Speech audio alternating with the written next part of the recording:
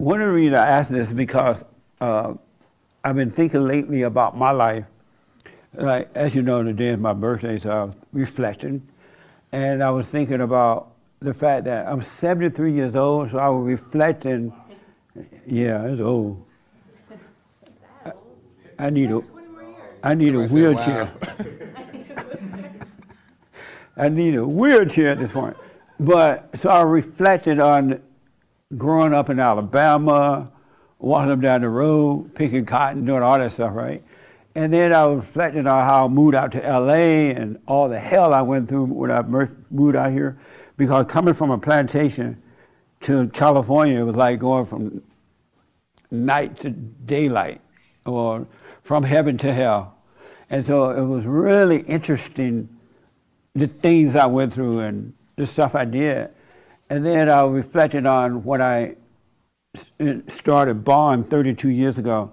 And I was thinking about, we used to protest and we had rallies and all kind of stuff, right?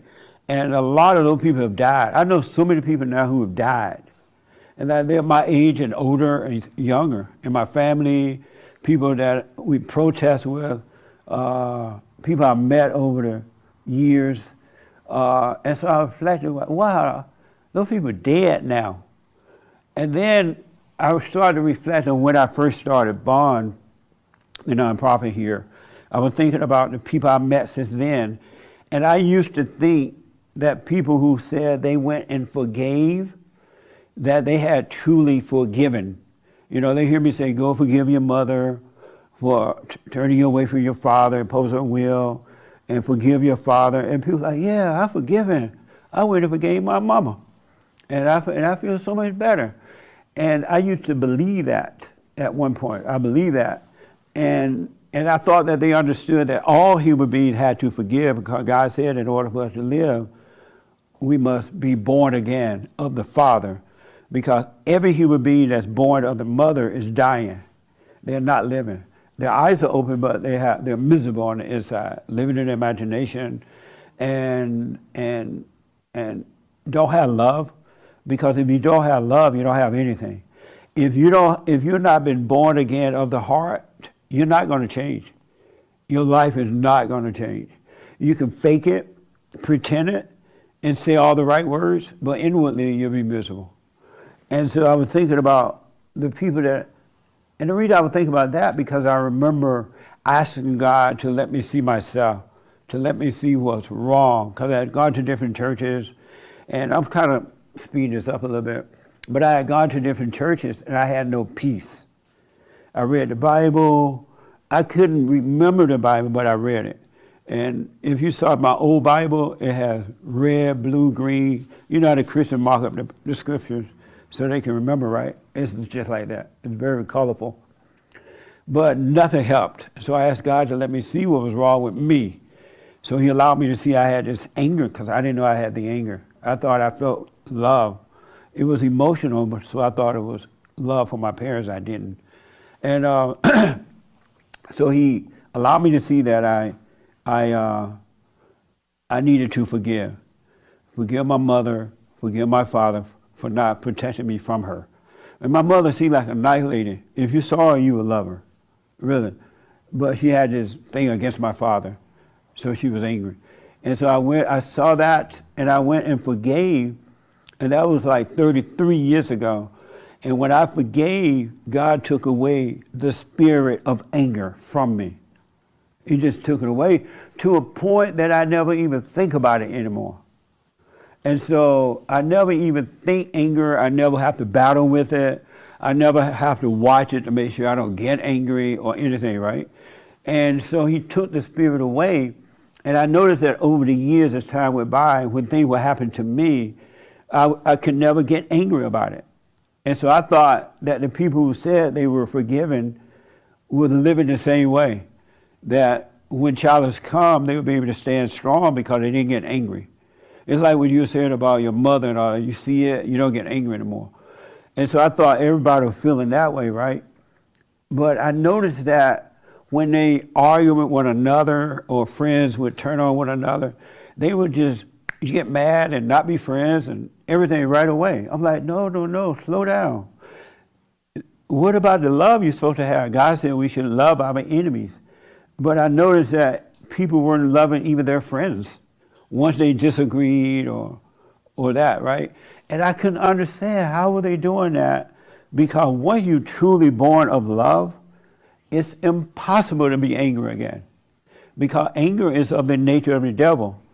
And so before God draws you into the kingdom, he has to take away that nature of the devil, the anger. He has to change it from hate to love, right? And then once he make a home in you, you have the power now, and it's not you, but him in you, to change everything in life. Because before, everybody pray, oh Lord, help me. I'm an alcoholic. I'm a drug addict. I don't want to be that way. And nothing worked, because you didn't have the love, the power to change it, right? And so I was reflecting, and I was thinking, how could people get mad at each other and they say they have love? Because I noticed that I wasn't getting mad. It didn't matter. I didn't care what people said or thought, or if they agreed or disagreed. Matter of fact, I appreciate the disagreement more than I did the agreement, because it would give me a chance to see, do I really have love, right? And so I noticed over the years that the people didn't really have love, because as soon as something go wrong in their life, they change just like that. And you can't change if you have love. You overcome. That's the point of having God with you, because he loves us and he calls us to overcome. But the people were not overcoming. And I'm like, wow, that's so interesting. And so I encourage people to stay with the silent prayer. I've stayed with the silent prayer for 33 years. Thank God, right? And so in staying with the prayer, what I've come to realize, that if you stay with love, that's why God wants us to stay present. So you can always be with him, right here, right now, not ever in the future or the past, because it doesn't exist. He's not into the time thing, he's into the now thing, right now, all the time. And when you stay present, he will guide you. He will change your whole life. He really will. But I realized the other day that over the years, I can now see that all thoughts are all lies all the time about anything. All the time. It's impossible to have a true thought. I don't care what happened this morning to you. It doesn't exist now. It really doesn't. But if you live in your head, Satan will make you think it exists now, and he'll have you thinking about that and all that, right? And so I've noticed for me that and I've been talking about this off and on lately, is that my idea about God, my ideas have been wrong. Everything that I've been taught about him is what I was trying to make happen. You know, intellectually I was taught about God, and so I was trying to live that life based on what I was taught about him. But what I noticed about him is that he is destroying every idea I ever had about him or about myself or about anyone. He's taking all that away. And when to know him is to not have any idea about Christianity, about what you read in the Bible, about what you heard about God or anything, because Satan will use those ideas against you, because you're trying to make morality and everything work for what you've been taught. And as long as you're trying to make something work like that, Satan is your daddy, because we're not on our own. We either serve good or we serve evil, right? And so he's torn down and tearing down, because I'm not done yet, every idea I ever had about him, and taking away every idea I had about him so far. There's still more to take away. And it's nothing what I would imagine. Nothing. And so what I realized from that is that Satan works on everything that you learn intellectually. That's why you should never hold on to anything, intellectually or any other way, because Satan will use that against you. You could say, go and forgive. God is love, right? Go and forgive. And people go and forgive, but they have a mindset about it. And so Satan used that against them. And so at that point, they stop growing, because they don't realize that once God is with you, once you're born of him, you can let go. Even I don't know what tomorrow is going to bring. But if I wanted to let go, I can't let go now. Because so much has happened, right? And if I didn't have love, I would have let go a long time ago. I'd be like, forget this. Really, I would just go out there and live my own life. But I cannot see myself going back because everything I've learned been taken away from me. And so it's like there's nothing to go back to. There's nothing to look forward to either, because there is no forward. In reality, and some of you said it, in reality there's only now. And so instead of struggling with your vices, instead of struggling with your family members or your friends, you need to become aware of your thoughts. All thoughts are all lies all the time. There's never a true thought, right? And so when I ask, are you living at your lower level or your high level? Your lower level consciousness is when you feel good and when you feel bad. When you have a fake sense of happiness and when you have a fake sense of mad or anger. When you're lonely, when you're irritated, when you, everything, all this stuff is your lower level consciousness. There's a higher level that goes beyond feelings. It goes beyond the idea of success or loneliness or agitation or depression or suicidal thoughts or all this stuff everybody get, right? There's a higher level of consciousness that goes beyond that, where you would never experience any of those things anymore. But you gotta stay on that. And the higher level of consciousness is nothing you can imagine, so don't hold on to this in your head. Just think about this, and I used to wonder about this. If God created us, and God is love, in Him there is no anger, there is no fear, there is no loneliness, there is no doubt, no worry, no need, no desire, none. And if we are born again of Him, why shouldn't we be that way too? Why should we be free of all that kind of stuff, right? God did not create us so we can have a hell of a life the rest of our life, and then you die. You're not supposed to be living in darkness. You're supposed to live in the light because He is the Father. He doesn't want us to be miserable the rest of our life. But some people have accepted that way of living as being miserable because we can't be perfect. We just do the best we can, and then we die, and one day when we get to heaven, we'll be fine. The treasures in heaven is laid up for us right here on earth too. But you got to dive away from any ideas that you have. All ideas about anything must disappear, and you can't make those things disappear. That's why it's so important to watch those thoughts. Just think about this. This is so easy, it seems impossible. Nothing is required of us. Zero. The less you do, the better off you are as far as spirituality is concerned. Now you have to do practical things. You have to get up and go to work. You have to eat. You have to, do those kind of things. But nothing else is required. Just think about this. In real life, all you need to do is pray and watch. That's all you need to do. Pray and watch the thoughts. The ones that make you feel good and the ones that make you feel bad. Because in reality, you're not feeling good and you're not feeling bad.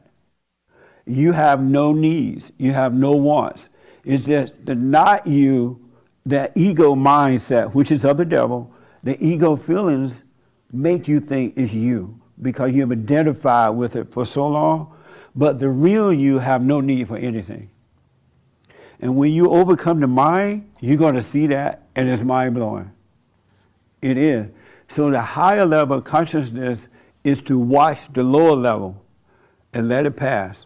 That's why God said, pray without ceasing, so you could be aware of those thoughts.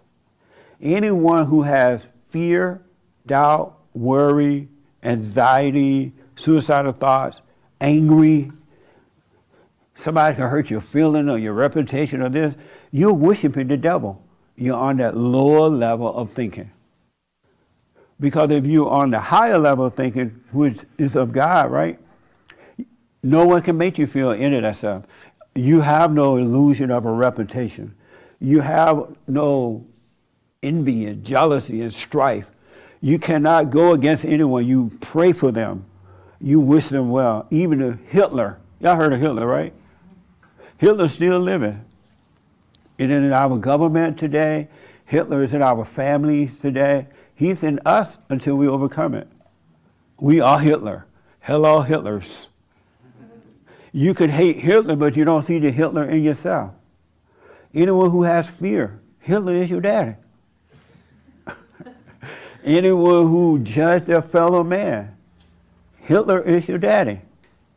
Anyone who worry, anyone who is looking for something on the outside and not looking within, Hitler is your daddy.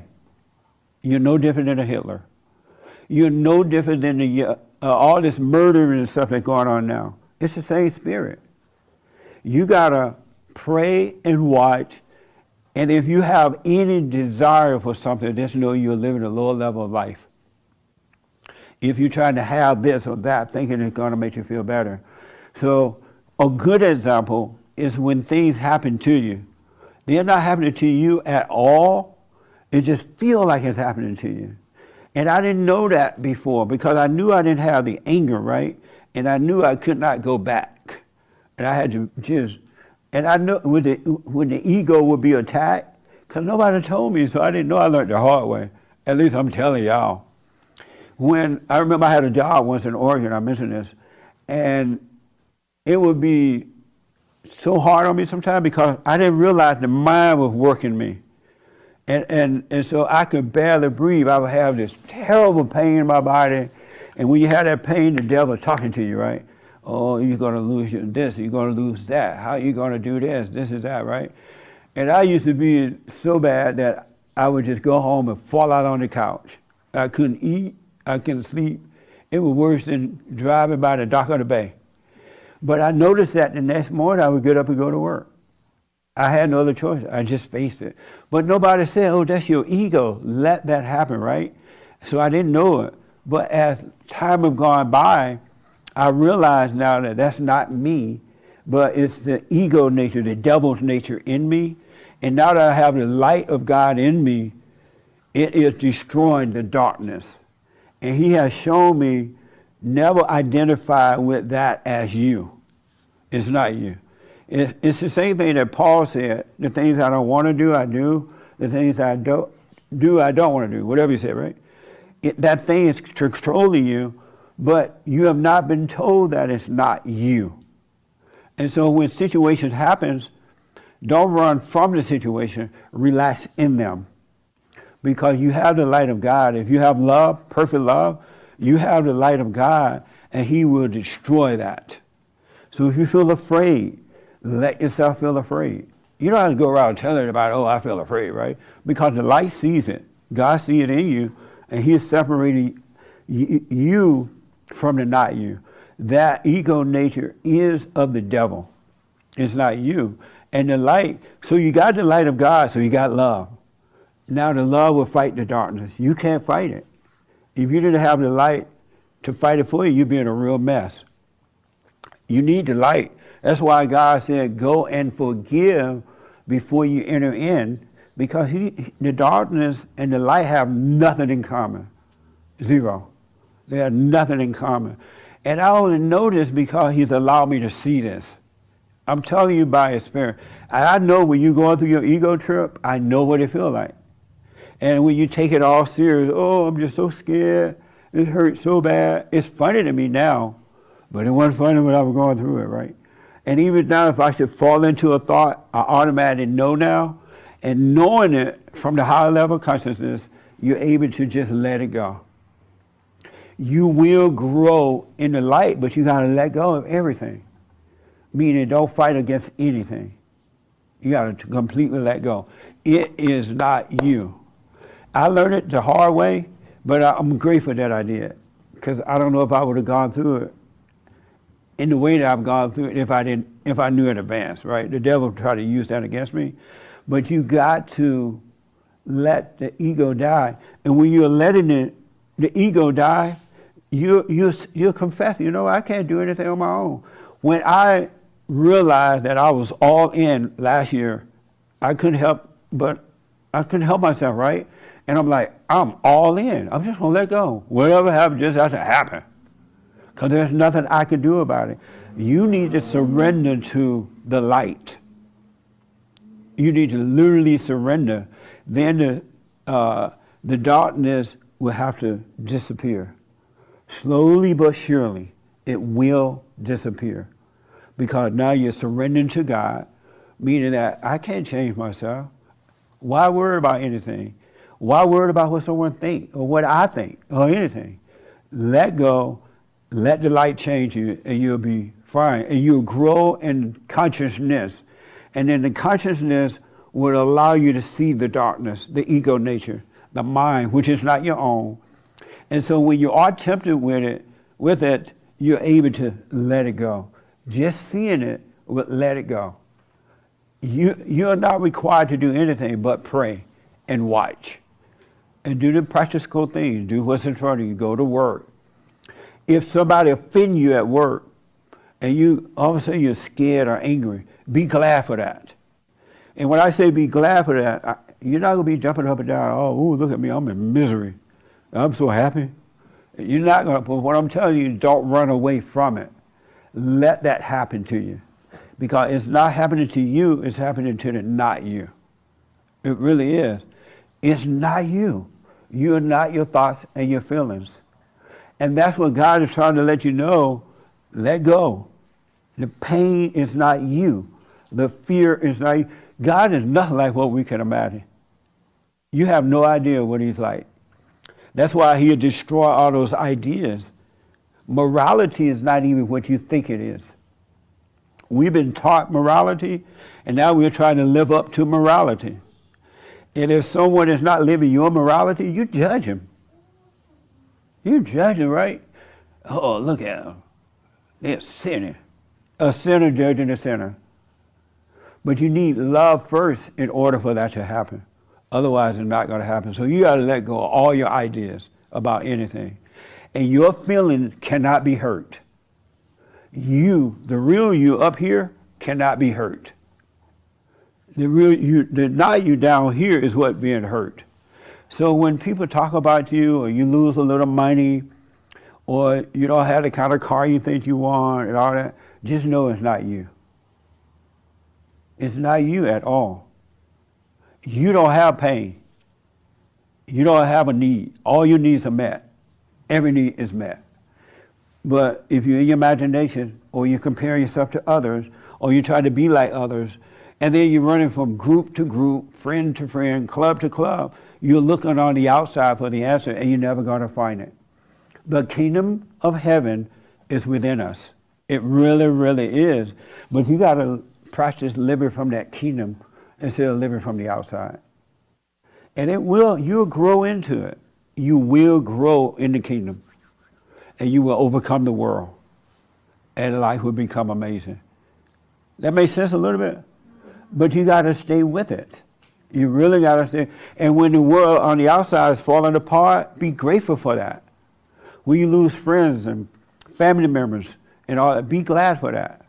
And the world is in a mess. There's no love in the world. They're killing God. They're killing the Spirit of Jesus. There is no love in the world. Have you noticed there is no love in the world today? And you can tell that you don't have love in your reaction to life around you. If you overreact, that's a sign that you don't have love. You're worshiping the devil. Calling it Jesus. When you have perfect love, you cannot overreact. You forgive and you forget.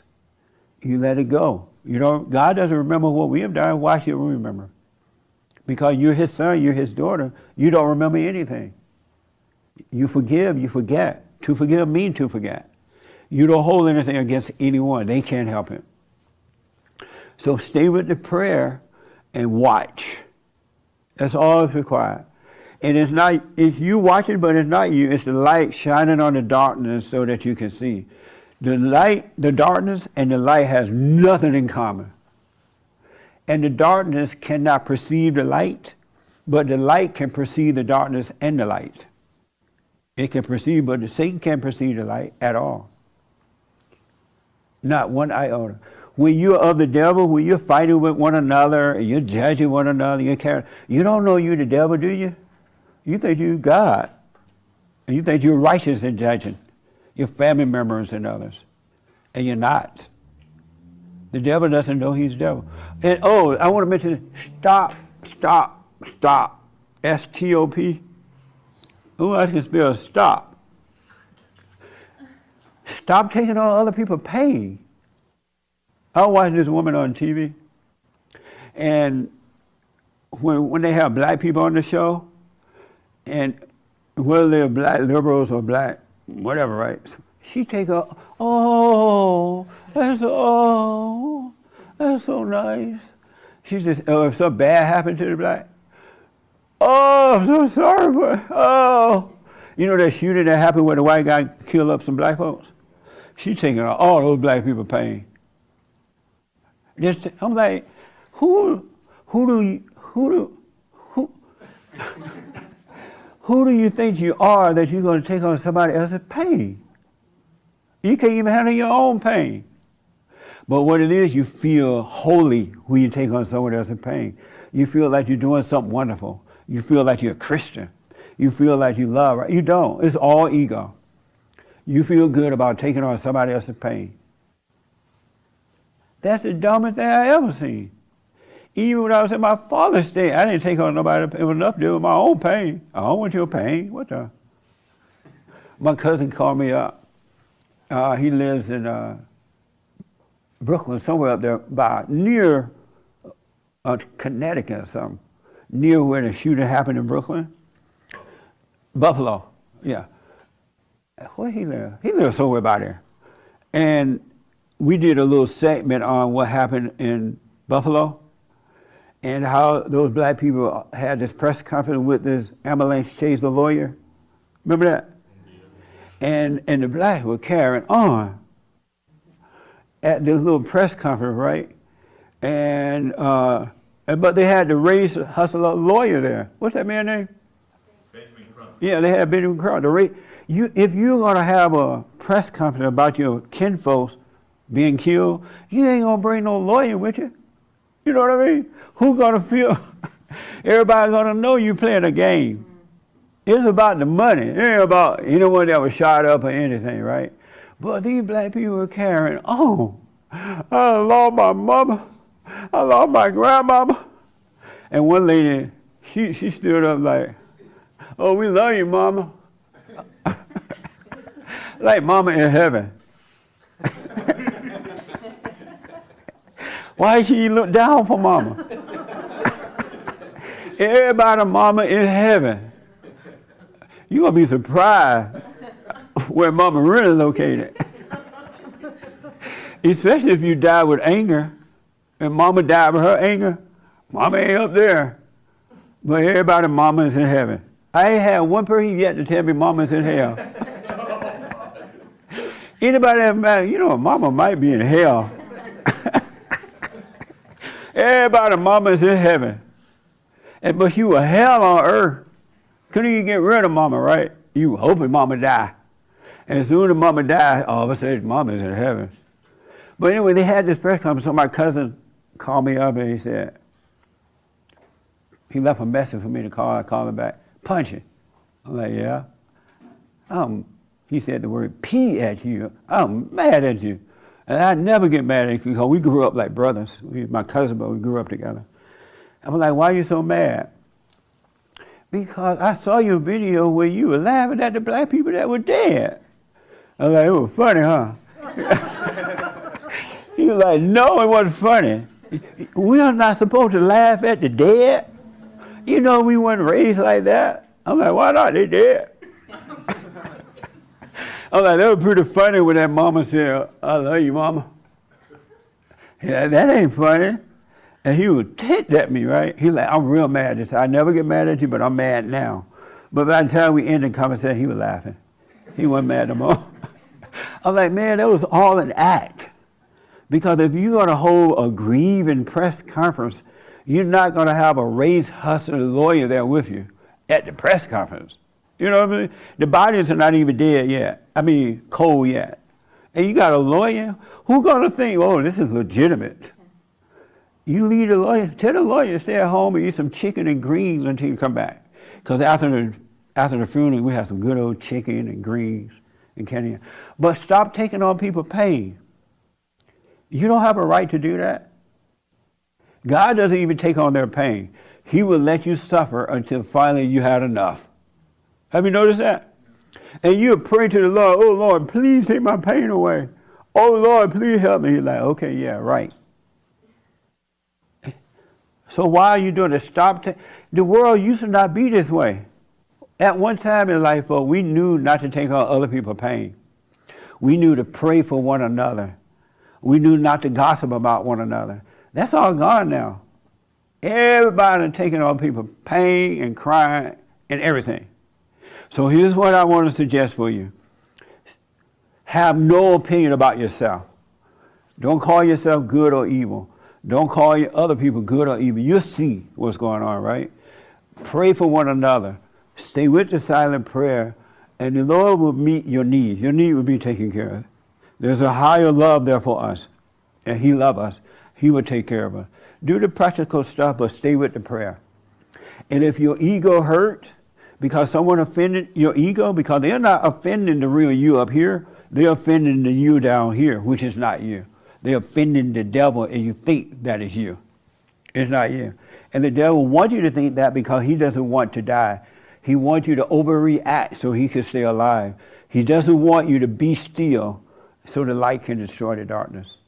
He wants you to overreact. He wants you to get mad. He wants you to overreact. And anyone that overreacts don't have love. You don't have love. You only have, I don't care how many mamas you went and forgave, how many daddies you went and forgave.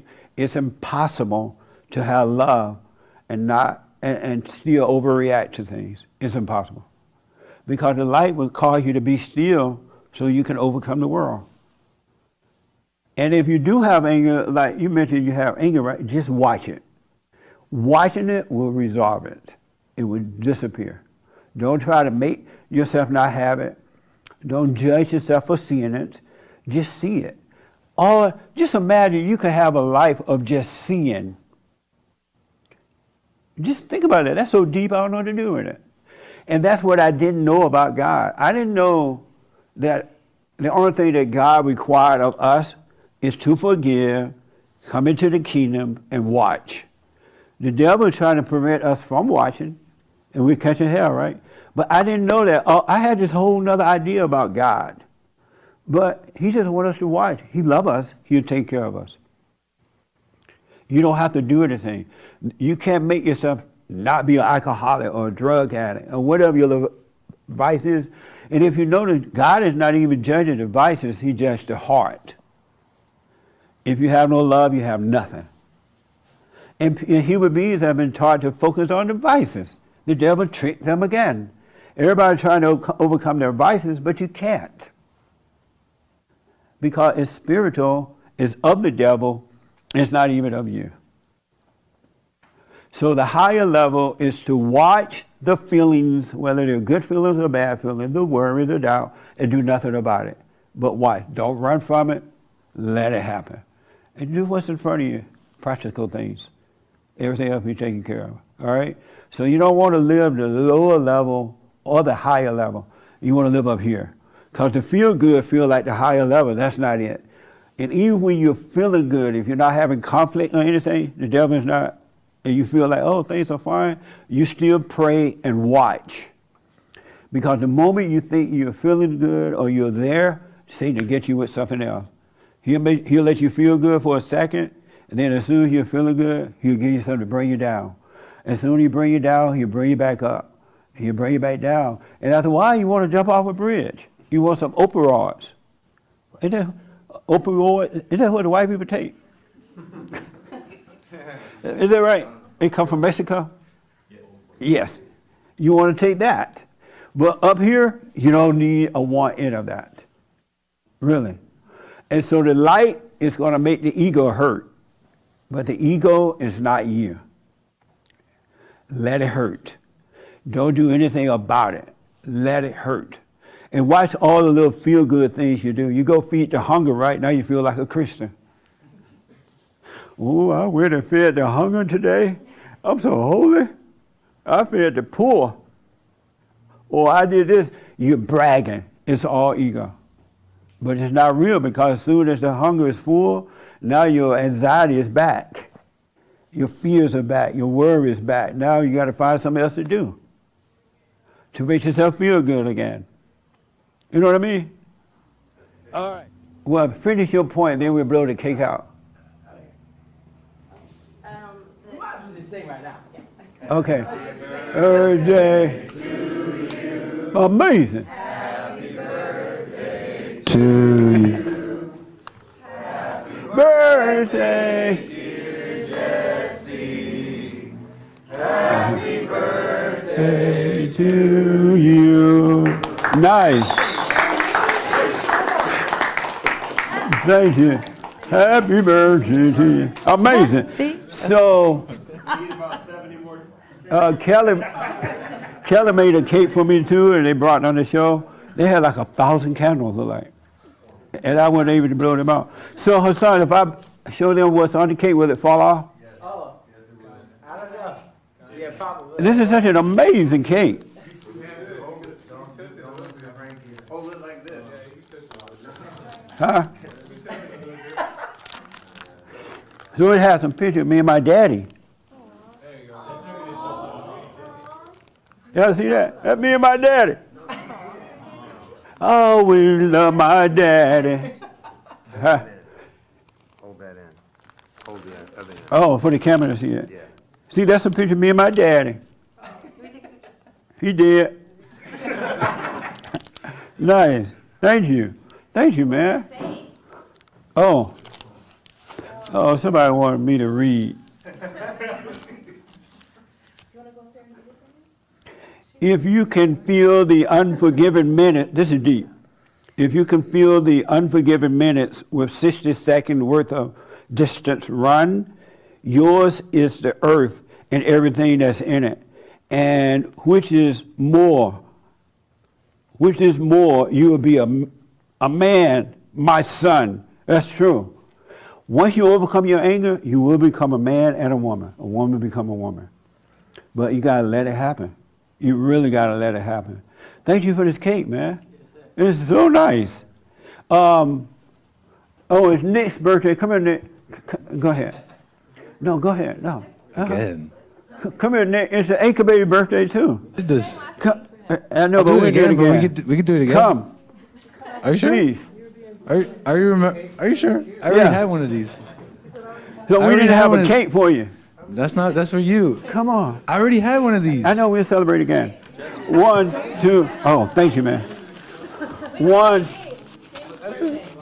Jay's Your birthday. birthday. His birthday No, the I'm whole leaving. year. 1, 2, 3. Happy birthday to you. Happy birthday to you. Happy birthday, dear Anchor Baby. Happy birthday to you. Amazing. Doesn't the Anchor Baby look like he has a golf game right after this? Amazing. Happy birthday, man. I am Jesse Peterson. Thank you so much for being with me. You can get involved by going to our YouTube chat line, and Hake will respond to your questions or comments. All right? I do appreciate it.